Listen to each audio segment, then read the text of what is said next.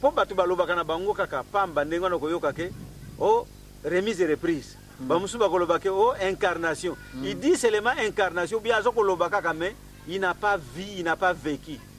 Mais l'homme qui vous parle o azo koloba nzinga muzombo donc il a vu et il a vécu ce que nous entendons parler o bazo koloba ke incarnation ya papa Simon Kimbangu Kiangani soki elekelaka ndenge nini. Alors ezalaka le 4 décembre kaka na 1999 wana na le 4 décembre papa Mfuma Mbanza atindi ngai alobi yebisa papa Simon Kimbangu Kiangani avant azonga na Ngombe Kinsuka parce que d'habitude papa abanda kolala na Ngombe Kinsuka abi avant azonga na Ngombe Kinsuka il faut yebisa ngai parce que toza na programme ngai nde nazalaka porte parole to message wana na keko yebise papa Simon ndenge aza wana ngabi papa lobi avant okatsa Ngombe Kinsuka il faut ye ayeba ye atuninga ye papa Simon ndenge aza wana atuninga lobi oh kasi mikolo nyonso to avant ngana kende na lakaka papa est-ce que ngana koko kende sake na laka ngabi te ye mutu atininga na yako yebisa lobi mbo likambo te na avant na kende na kolaka ye kaka bon problème ezate to vandi toute la journée ti to komi verba 22 heures. Alors papa nde atuni alobi est-ce que na ndako oyo wana to koti déjà na résidence oyo ya sika papa tuni est-ce que na ndako oyo tozana bambeto boni awo to lobi no papa jusque la mbeto moko kaka oyo yo bambeto musu nano ekota te papa tuni oh est-ce que tozana canapé te lobi no canapé ekoki kozala abimbo boluka bilamba ya kitoko bo pesa na papa Simon azala ne na canapé to luki bilamba kitoko nake koyebisa papa Simon ngabia papa lobi vandano na canapé awo yepe akamati bilambana avandi ne na canapé to vandi na biso ayebisi biso mibale ngai na kayomo alobi na ebisi bino bomi bongisa to bobongama na lingi su gauche à droite te na minute yo biso tozali donc mutu akene su gauche droite te bobongama boyoki ingeta papa bon ko bongama na biso to yebaki te problème ni juste to comme à 3 heures du matin les 5 déjà parce que makamwana eleki les 4 papa lamuki tango lamuka lambusi biso ko tozaka na pongiye moko lamusi biso to lamuki tanto lamuki alobi atuni mbala moko kweke na donc aza wapi biso lobi papa azaka na nani na petit salon wana na canapé bokende ko benga ye to kei to ngai na kei na bengi papa Simon aye akoti na chambre ya tata na tango akoti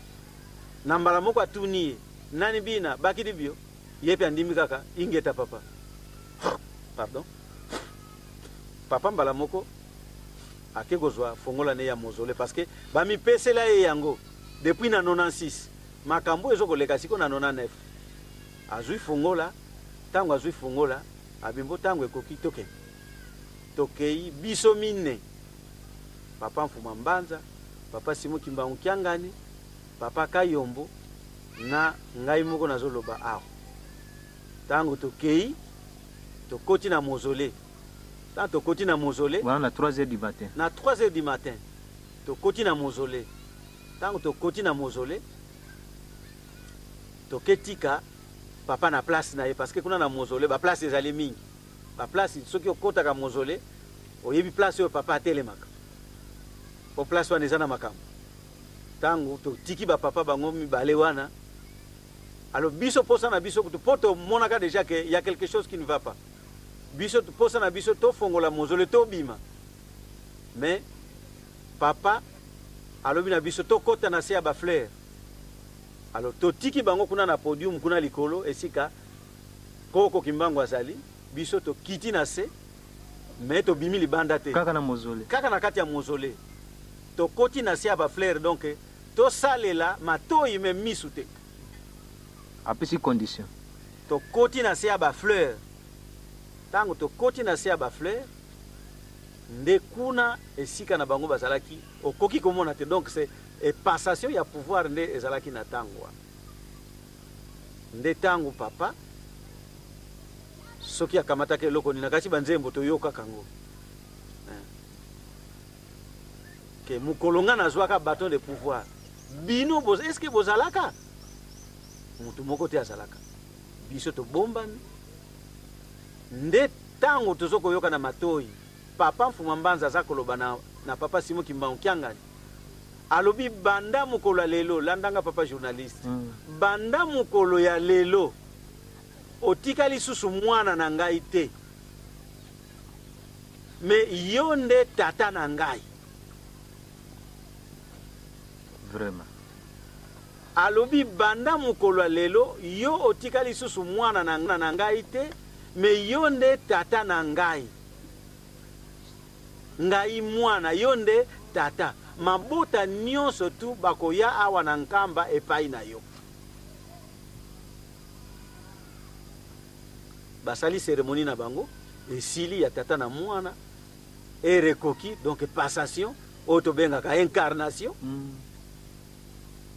parce que tokomaka yango toyokaka yango mais sans koyeba esalama ndenge nini donc nde date wana incarnation esalama papa Mfuma Mbanza a déclaré que yo nde tata ngai mwana donc longola likamwani ya koloba ke ngai mutu na bota yo mais yo nde tata sikoyo po mabota nyonso tu makoya epai na yo alors tango basisi cérémonie nde sikoyo papa Simon Kimbangu Kiangani mutu abengi biso papa lisusu te papa Simon Kimbangu Kiangani mutu abengi biso lokola za kobenga papa Kayombo ndoi abi ndoi boya tosilisi nde tomati Wane komaki balere nini to komi déjà vers 5 heures donc vous savez à peu près 2 heures du temps bien oui, 1 heure et quelques kaka na mozole oui vraiment alors nde tango ekoki tozwi papa toyebaki kotambola ya papa ezalaki photo simba tozwi papa tobimi na biso wana ezalaki na mois de décembre tango cérémonie wana eleki nde tokomi na l'an 2000 nde papa aye komi bimisa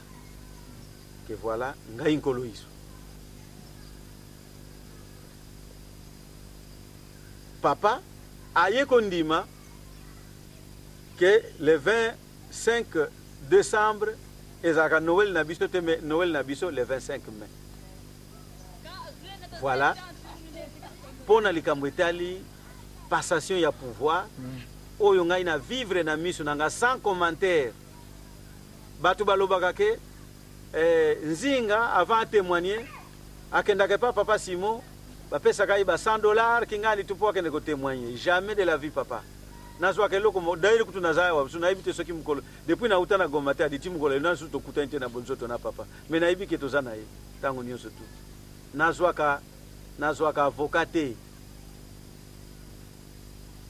mais na témoignaka en âme et conscience ndenge onga na yebeli ndenge nga na moneli ndenge pe na yokeli na matoi na ngai oyo esalami na oyo na palpe na maboko na ngai donc papa ti azawana ezate ke un tel mais pouvoir a mérité yango epai ya tata na ye to vivre yango na miso étape ya kobengama oyoki yango ndenge nini abengamaki po aya étape ya koprepare ye ndenge nini papa preparaki mwana na ye po akoma na place wana étape ya remise ya clé ya mausolée oyoki yango ndenge nini papa apesaka clé ya mausolée na date apesaka clé ya mausolée epai ya mwana na ye et incarnation tango esalami en action na 1999 na kati ya mausolée papa atikali susu tata ya papa Simon Kimbangu Kiangani te mais papa Simon Kimbangu Kiangani akomi tata ya papa Mfuma Mbanza nde na yoki na matoi na ngai esalami na kati ya nkamba Jérusalem esika toza kolela kwanga na mokolo ya lelo voilà na oyo tuni oyo etali soki nayebi kamwa likambo ya solo nayebi ya mingi te mais ya kamwa ndambo 1/10 nayebi oyo etali papa Simon Kimbangu Kiangani nde yango wana ya solo tango tokomi pe presque na suka tango mosusu nazalaki na posa kotuna bie natunaki te soki oza na likambo koyi kobakisa po tokomi presque na suka nyonso otondoli yango. Merci papa journaliste. Maloba ya suka ekoki kozanga te.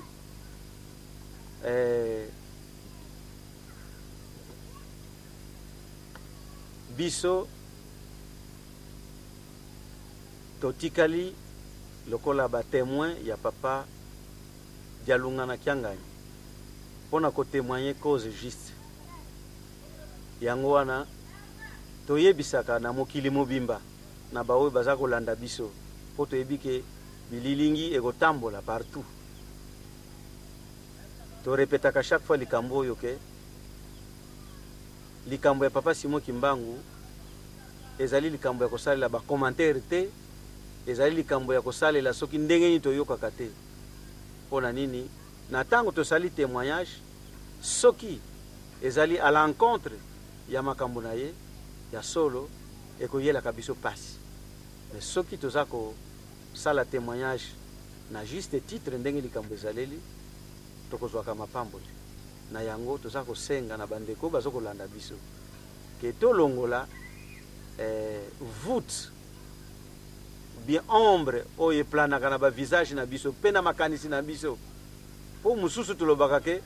papa Simon Kimbangu Kiangani bakingani basalaki ye boye ou bien boye na boye te.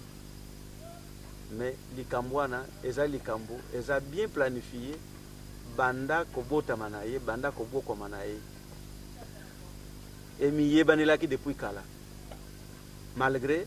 ndenge elobamaka ou bien ndenge papa Mfumalongo bandaki kolobela yango papa Diangenda kuntima ke ngunza munanti